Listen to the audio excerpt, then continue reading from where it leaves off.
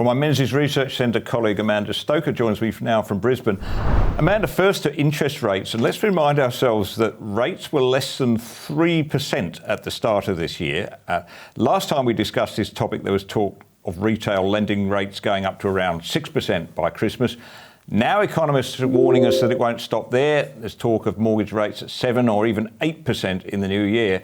And to put that in perspective, for a mortgage of, say, $750,000 on a 25-year loan, that's about the average in New South Wales, that means a monthly repayment of $5,800, meaning that a borrower will have to find more than $2,000 more after tax every month compared to what they were paying before the last election. Something has to give, doesn't it?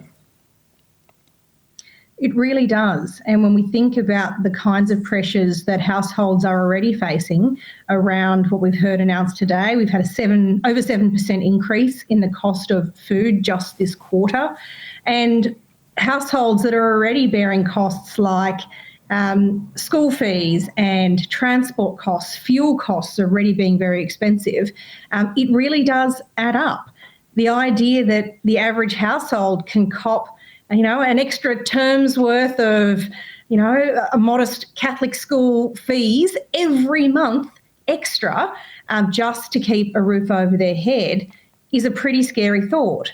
And even the most cautious and sensible household doesn't usually build in $2,000 worth of leeway every month. So it's going to really cause many households to feel the pinch and probably have a downstream effect on the property market. And it's an extremely regressive measure, isn't it? Because what happens is, if you for the richest, the richest quartile, richest 20%, it's maybe 1.5% of your disposable income. For the bottom, the most, the poorest people in the country, it's probably more like 10 or 11 or 12% of your disposable income. It really does hurt the people that are most vulnerable, doesn't it?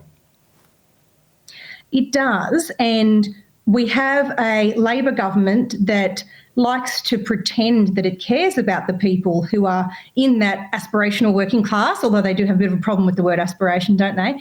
And yet they are prepared not just to allow this inflationary problem with interest rates to really hit that group hard, but when you add on to that the pain that's being inflicted by energy policies that are making essentials like the ability to turn the lights on out of reach, it really is something that's going to make middle Australia and an aspirational Australia get a pretty rude shock.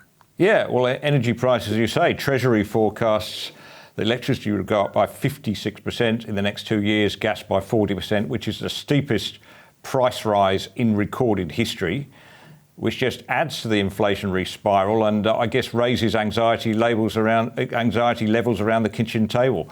So far, let's give them something. So far, the government has resisted offering household energy subsidies, which we'd give them a tick for, I guess, wouldn't we? I mean, it would only add to inflation if they did that. Quite right. A subsidy is not the answer. Subsidies are rarely the answer. But there is a clear and actually pretty simple path available to us to get energy prices down in this country.